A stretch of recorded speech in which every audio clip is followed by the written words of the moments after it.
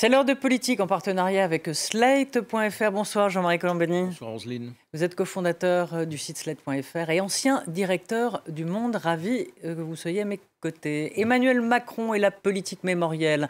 Il fallait trouver les mots pour le dire. Dire au Rwanda que la France a eu une responsabilité accablante dans le génocide. Ni déni, ni repentance, mais une reconnaissance. Un discours plutôt bien accueilli par le président rwandais Paul Kagame. Emmanuel Macron regarde le passé, la mémoire, mais ce qui le mobilise, c'est le futur 2022, avec un objectif, sa réélection. Une grande interview il y a un mois sur la sécurité dans le Figaro, un show à l'Élysée avec les youtubeurs McFly et Carlito, une interview fleuve hier dans le magazine Zadig, dont on va parler. Avec nous, Nathalie Saint-Cric, bonsoir, éditorialiste politique à France 2. Bienvenue à vous. Et bonsoir. Laurent Geoffrin, bonsoir, bienvenue, président du think tank Engageons-nous. Bonsoir à vous. Et en fin d'émission, nous rejoindrons Véronique Reissou pour la politique sur les réseaux. Alors, c'était ce matin à Kigali, repasser sur un passé qui ne passait pas. Le génocide rwandais qui a pendant 27 ans empoisonné les relations entre les deux pays. On écoute le président de la République. Les tueurs qui hantaient les marais, les collines, les églises n'avaient pas le visage de la France. Elle n'a pas été complice.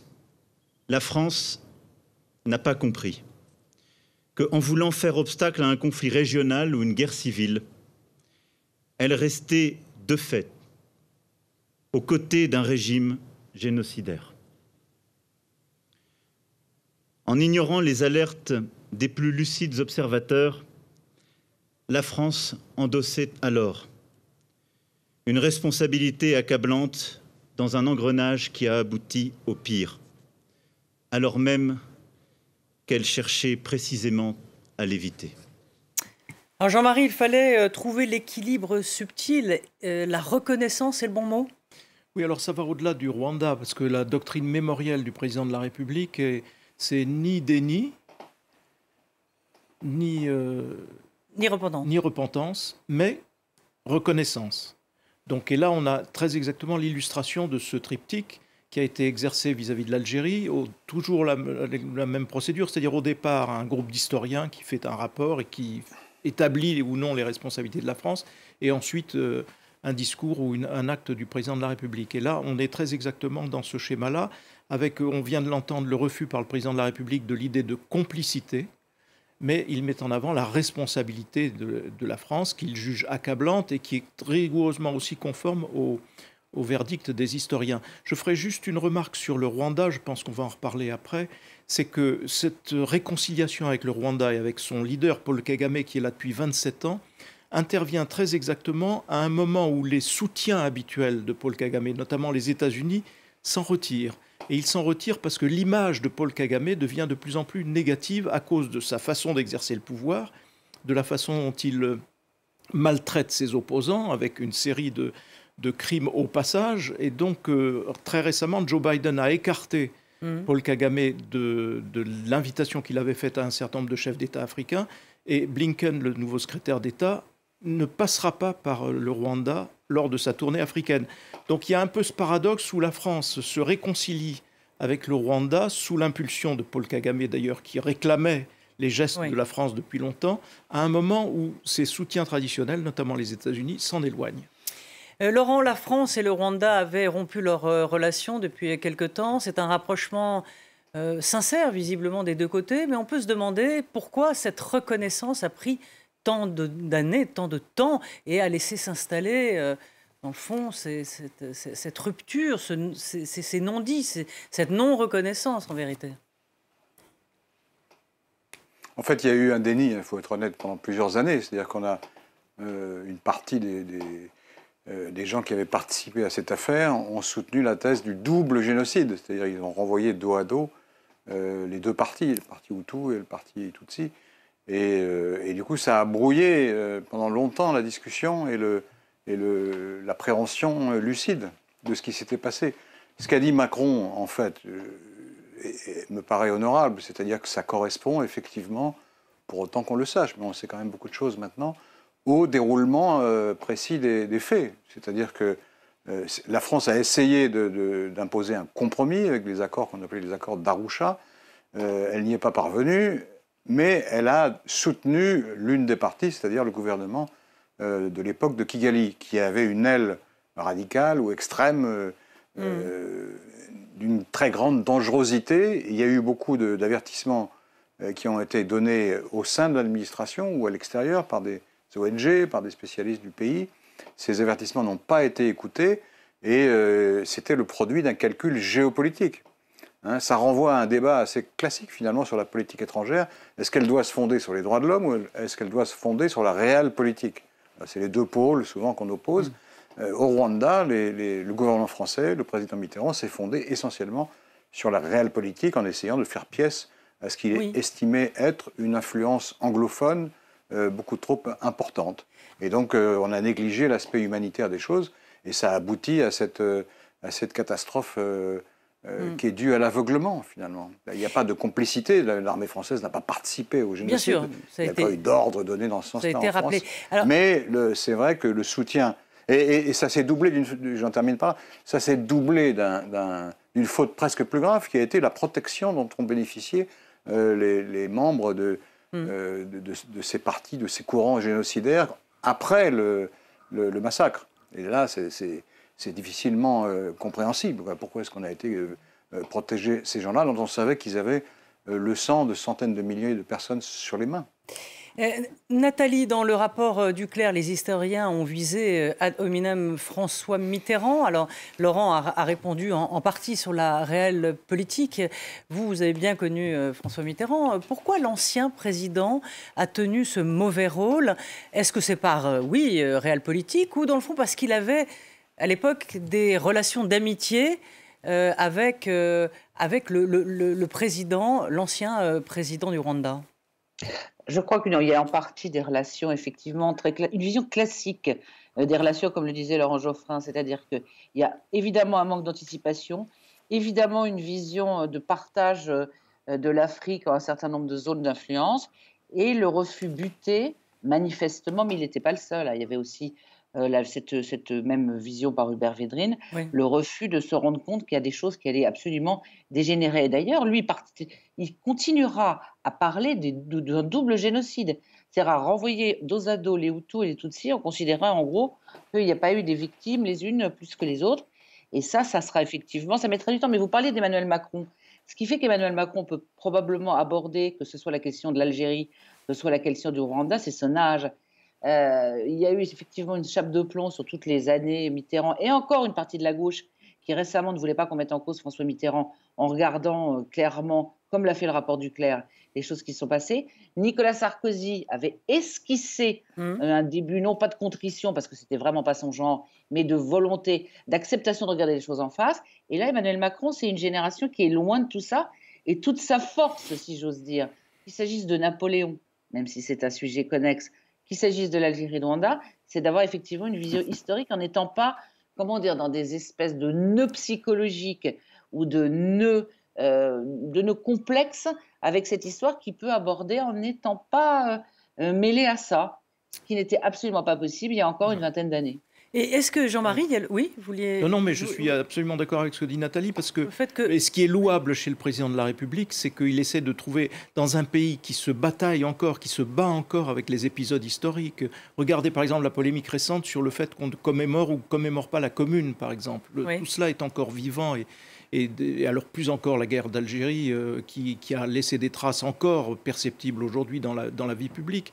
Donc son souhait de dire ni déni, ni repentance, mais reconnaissance, je pense que c'est une doctrine qui est assez méritoire et qui permet au fond de réconcilier un petit peu tout le monde sur une vision qui redeviendrait un récit national. C'est ça son effort et je pense que c'est ça qui est intéressant. Mais Jean-Marie, juste rajouter que l'Afrique est aussi un enjeu, un enjeu économique parce que les toujours. Les Chinois, les Russes aujourd'hui aussi, voilà. Et puis surtout les incursions djihadistes financées par tel ou tel pays du Golfe. Alors, on va passer à la politique française après le passé, l'avenir d'Emmanuel Macron. Il est déjà en campagne électorale, en tout cas, c'est ce sentiment qu'il donne.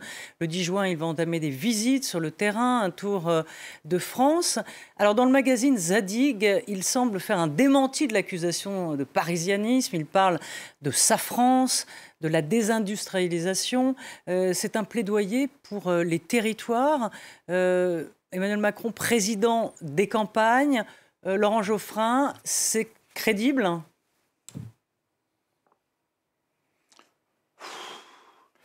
C'est de la communication, on est bien d'accord. Il n'y a aucun doute. Cela dit, bon, c'est vrai qu'il n'est pas non plus coupé complètement du pays, contrairement à ce qu'on dit. Donc il essaye de faire valoir, c'est une faille dans son dispositif. Il a cette réputation de voir les choses de trop haut et d'être membre d'une élite un peu coupée des réalités de la population française. Donc il essaye de corriger ça. Et ce qui peut se comprendre, quoi, c'est de bonne guerre. D'ailleurs, il avait déjà fait des gestes de ce genre avant son élection, et de manière très habile. Il fait des reportages dans Paris Match, la fête de Jeanne d'Arc, enfin tout ça a été destiné à complexifier un peu son image d'énarque membre du monde de la finance, quoi, et donc coupé du réel. Mais bon, c'est un peu ridicule en même temps, parce qu'il y a ça, plus tous les appels du pied qui sont lancés de manière un peu grossière. Voilà. La culture jeune, oui, c'est très bien de parler aux jeunes, il faut le faire, évidemment. On ne peut pas reprocher à la fois à un homme d'État d'être pas assez proche ou trop proche des électeurs. Il faut choisir. Et donc là, il essaye de corriger son image. C'est logique et en même temps, c'est cousu de fil blanc. Voilà. C'est ça. Nathalie, il donne cette interview dans un média peu connu. Zadig, c'est un très bon journal, mais bon, tout le monde ne se l'arrache pas en kiosque, c'est plutôt un télo. On a l'impression qu'il dresse son portrait lui-même. Comme ça, les journalistes vont le lire et les journalistes vont dire « mais il a changé », ils vont être les relais d'opinion.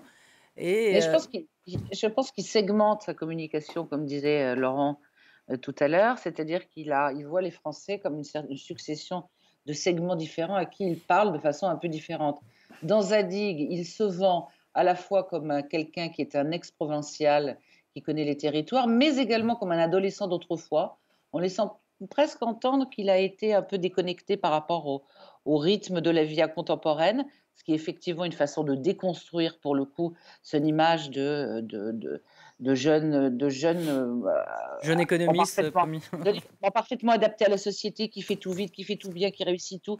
Alors là, on a l'impression qu'il a été rêveur quand il parle de ses lectures, quand il parle du temps, quand il parle des paysages. Mais je pense qu'il est plusieurs choses en même temps. C'est-à-dire qu'il met en avant, et comme c'est quelqu'un qui veut énormément plaire, qui veut énormément séduire, je crois qu'à chaque fois qu'il a... il met en avant la part de lui-même qui est le plus en phase avec cet auditoire. Avec McFly et Carlito, il parle un peu comme les jeunes, il fait des gestes comme les jeunes, on a l'impression d'avoir un jeune homme qui est en compétition avec d'autres jeunes gens. Et là, dans Zadig, effectivement, il prend son temps, l'interview est quand même extrêmement longue, et il se positionne en une sorte de rêveur provincial, un peu intello, un peu décalé par rapport aux grandes villes. Mais je pense que c'est dans sa nature d'être comme ça.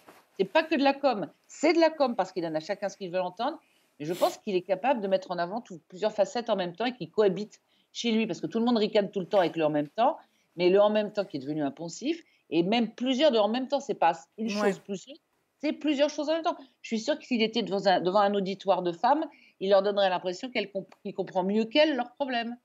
C'est comme ça qu'il veut plaire. Ouais. Oui. Jean-Marie, oui, c'est un personnage protéiforme, mais quand même, n'en fait-il pas trop?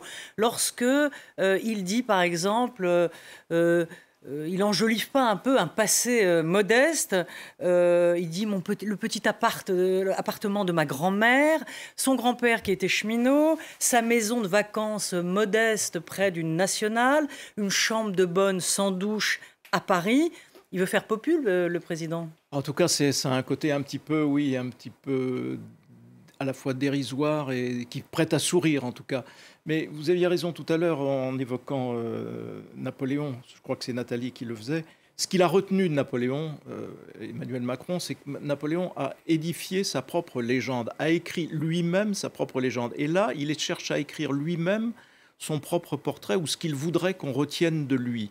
Ça, je crois, c'est le cœur de sa démarche. Et comme vous le disiez aussi tout à l'heure, je pense que s'adressant à une publication un peu confidentielle, il cherche à des relais dans les médias et il pense que les journalistes qui vont les lire, principalement, vont ensuite dire « oui, mais il est plutôt comme ci, plutôt comme ça », quand ils entendront un certain nombre de critiques. Donc c'est cela.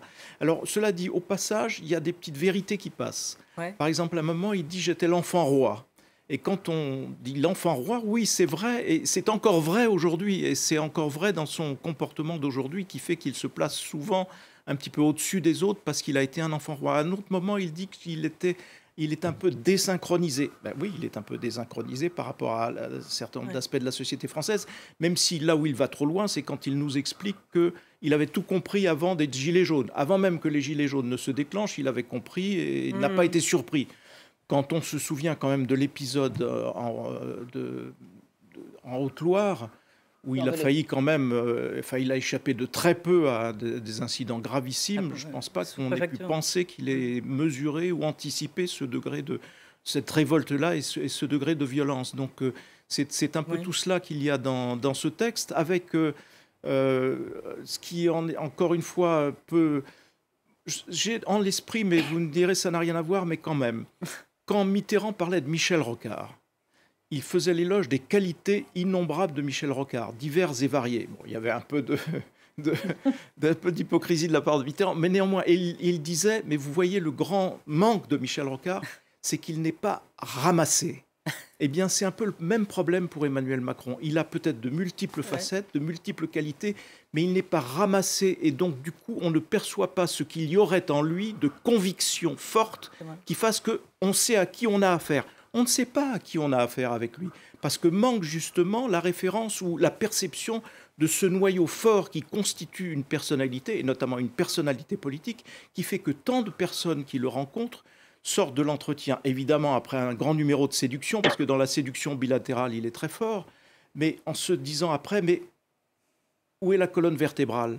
Et je pense que c'est ça, au fond, qui peut ressortir de cette façon de s'épancher et d'écrire ses multiples facettes. Bon, puis après, comme il en fait un peu trop dans « j'aime Figeac, j'aime tel département, j'aime la ville de Marseille », ainsi de suite, il y a quand même, puisqu'il fait le tour de France comme ça et qu'il parle un peu de tout le monde, il y a un manque cruel, c'est aucune mention des Outre-mer, ni des îles, je pense à une île de Méditerranée, par exemple. Et Laurent Geoffrin, donc la Seine-Saint-Denis, il dit s'il y avait la mer, ce serait la Californie.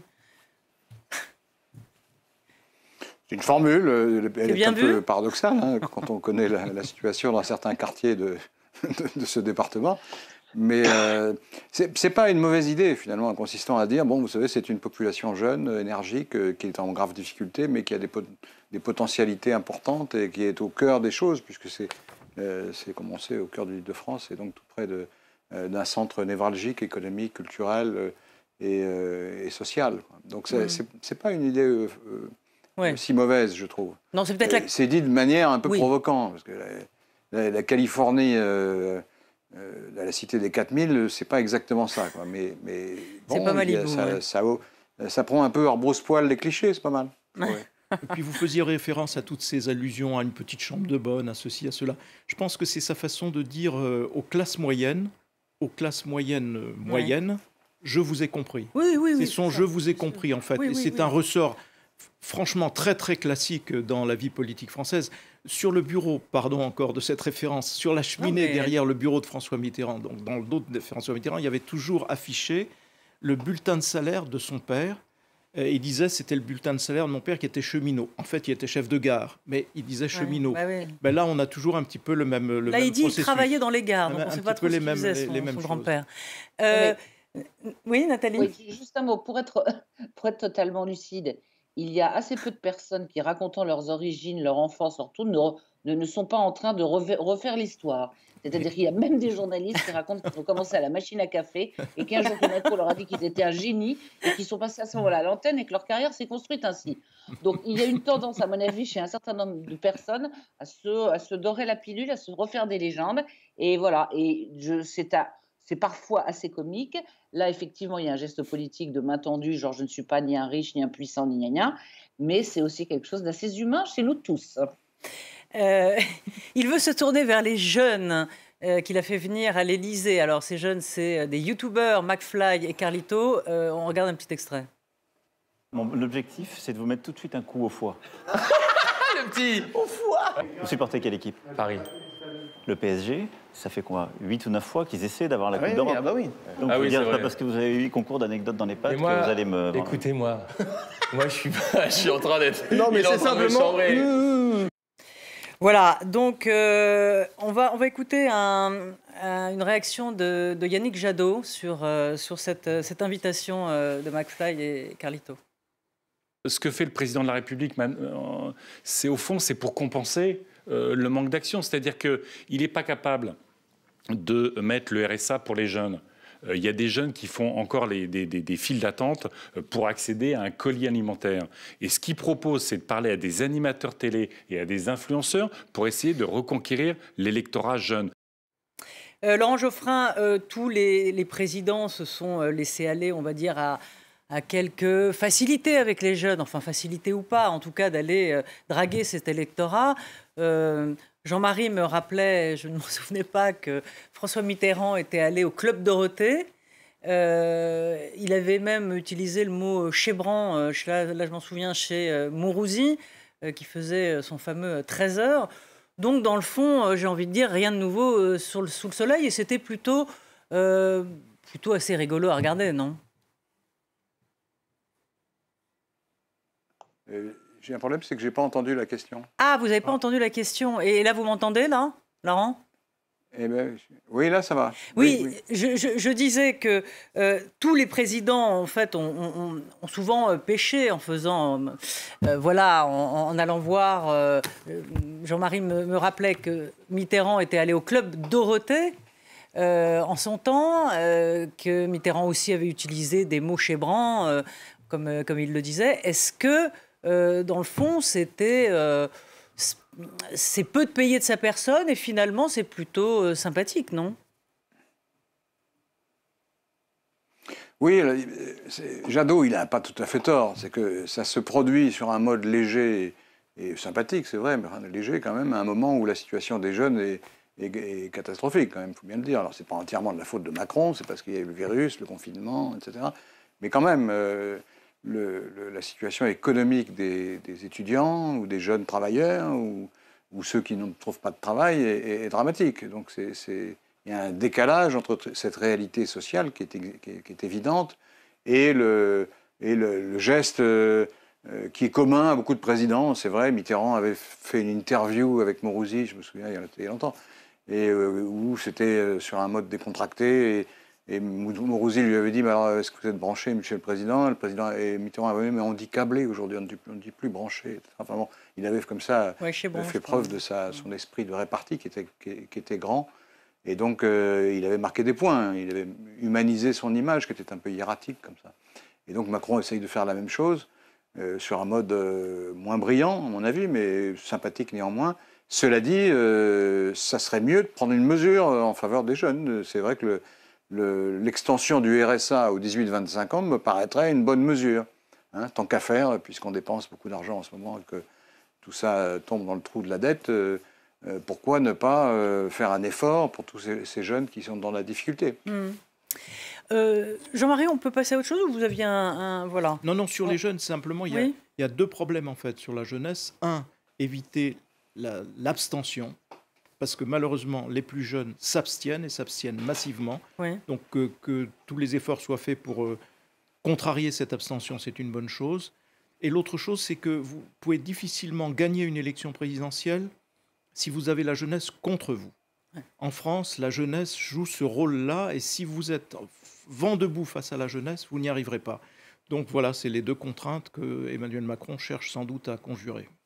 Alors, l'été arrive, la saison des amours. Hein. Donc, Marine Le Pen appelle les brebis égarées à la rejoindre. c'est un peu la grande drague. Elle regarde du côté des Républicains. Bon, c'est pas nouveau, mais là, au moins, elle le dit. Et elle estime que Nadine Morano et Éric Ciotti feraient des bons ministres.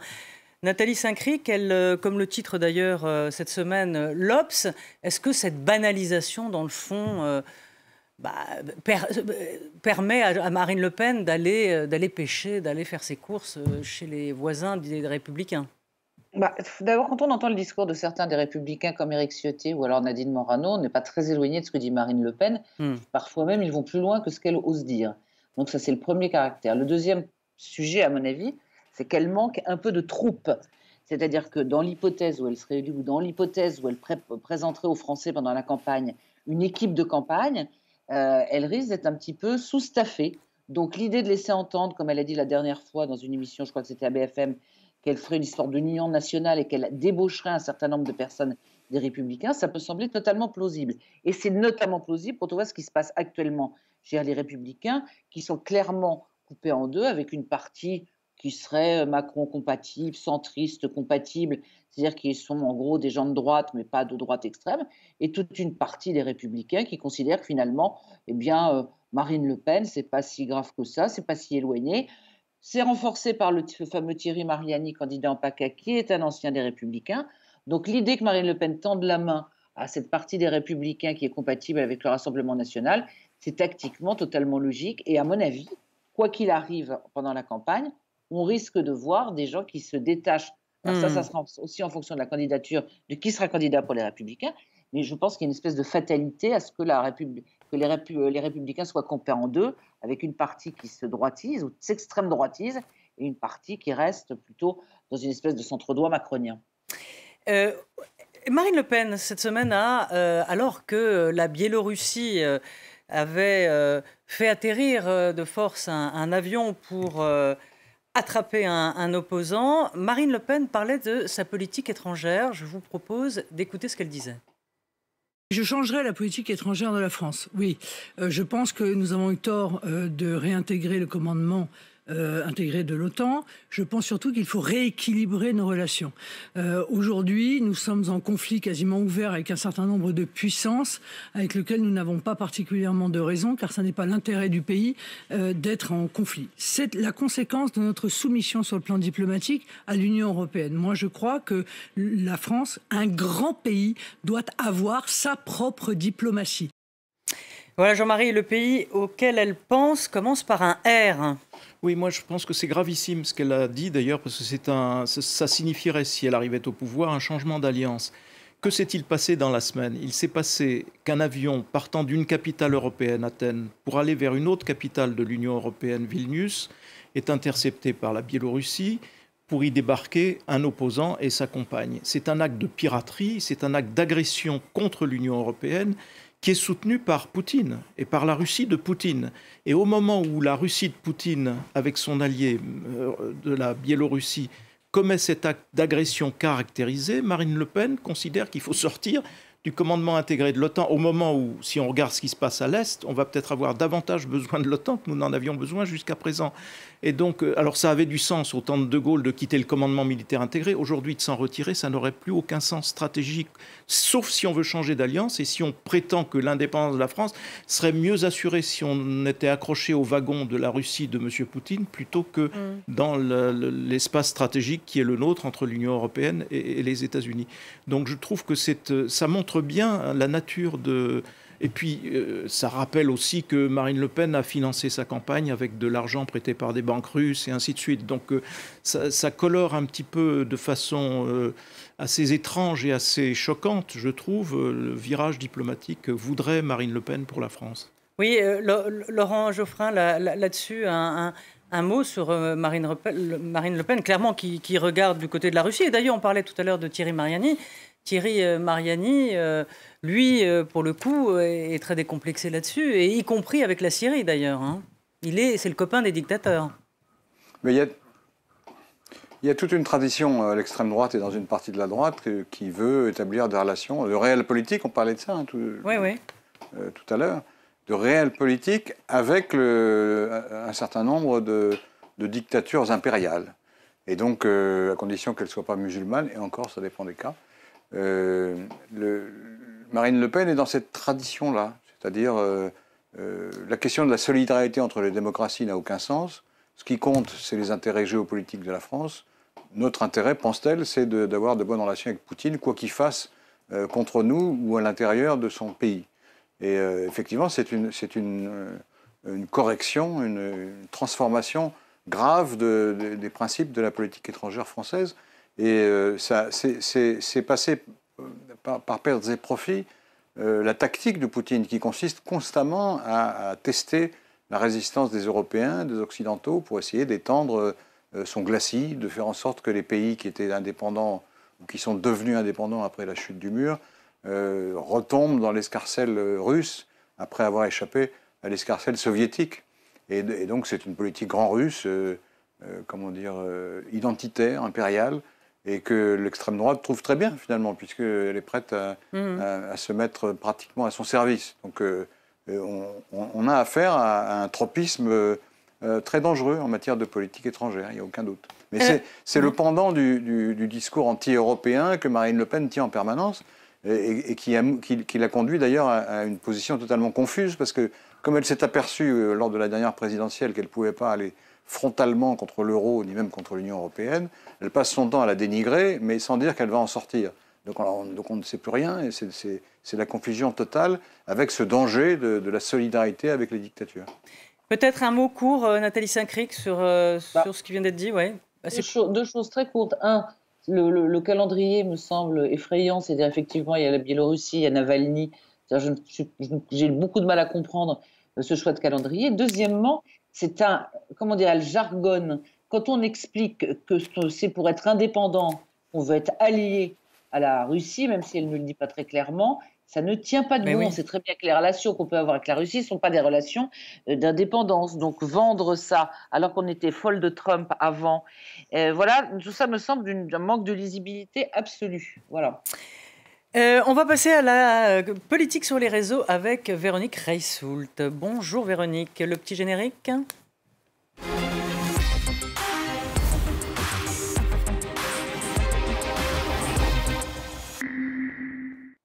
Bonjour Véronique, il y a quelques instants, nous parlions de l'effet payant ou non d'Emmanuel Macron qui recevait les youtubeurs à l'Élysée. Vous allez nous le dire en fonction de ce qui se dit sur les réseaux. Eh bien oui, donc vous en avez parlé, plus de 12 millions de vues en 4 jours, le concours d'anecdotes du président Macron avec McFly et Carlito a enregistré donc des records d'audience, des records de commentaires aussi, et c'est une vidéo qui a touché son public. C'est une nouvelle façon de faire de la communication politique, comme Nathalie Saint-Cricq l'a très bien expliqué tout à l'heure. En fait, il parle presque à chacun. Vous savez, autrefois en marketing, on utilisait des techniques qui étaient le one-to-all, c'est-à-dire je vous parle, je parle à beaucoup de gens en même temps. Aujourd'hui, on est dans ce qu'on appelle le one-to-many, c'est-à-dire je parle à un peu moins de personnes et donc je parle plus souvent, et on est en train de rentrer dans le one-to-one.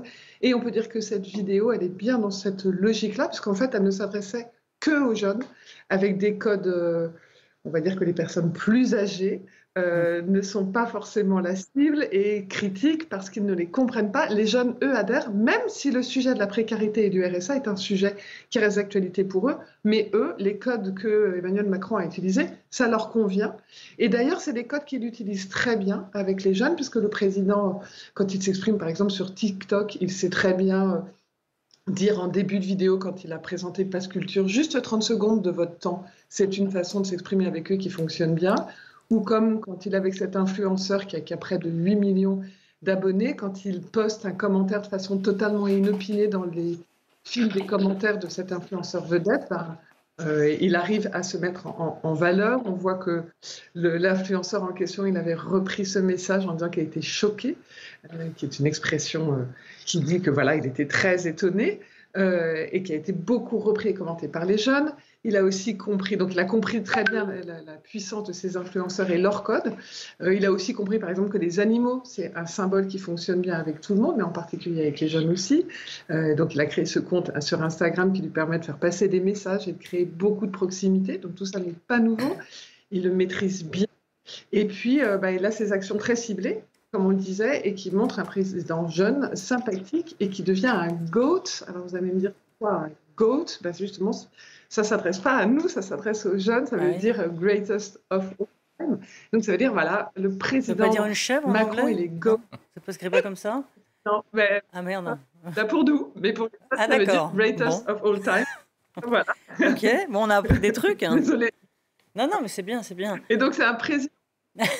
Et sachez que c'est un président qui, à la base, est quand même apprécié par les jeunes, puisque vous avez quand même 26% des moins de 25 ans qui le trouvent plutôt sympathique.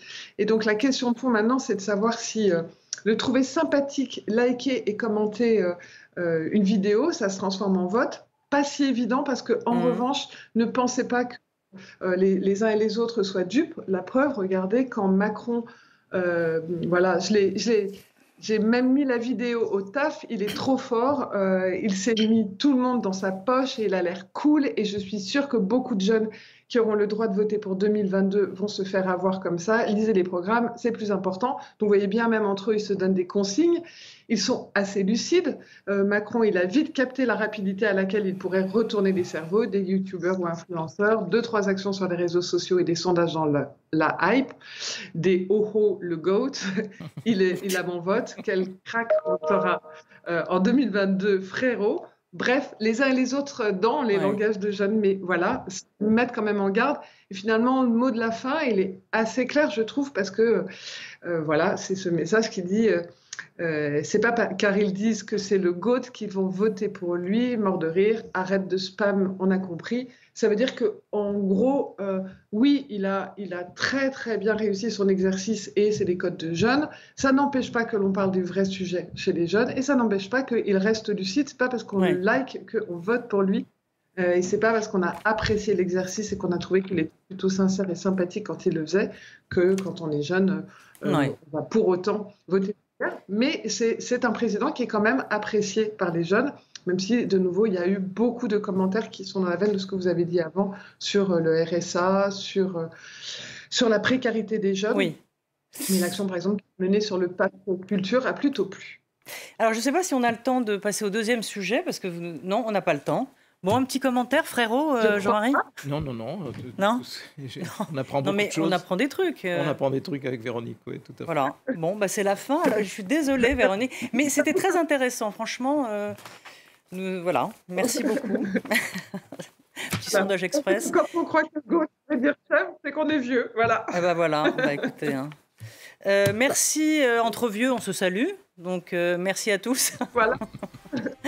Merci Laurent, merci Nathalie, merci Véronique. Merci. Et un grand merci à Agnès Lecossec et à toute l'équipe technique. À très vite, merci.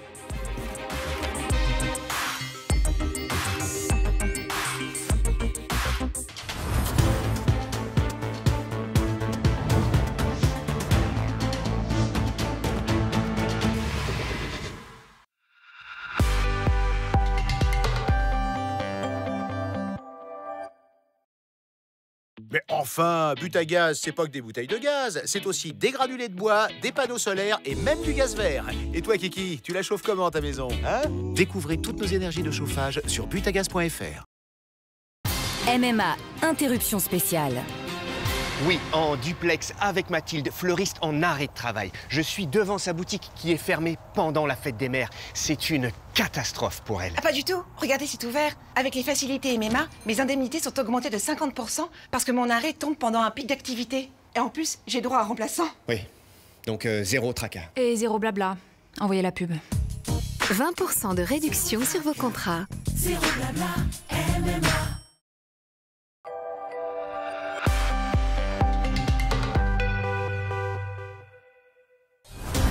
Je suis Elena Volochine, la correspondante de France 24 à Moscou. Je couvre l'actualité en Russie et dans les ex-pays soviétiques. Je vous dis à bientôt sur les antennes de France 24. Elena Volochine, l'une des 200 correspondants de France 24 dans le monde.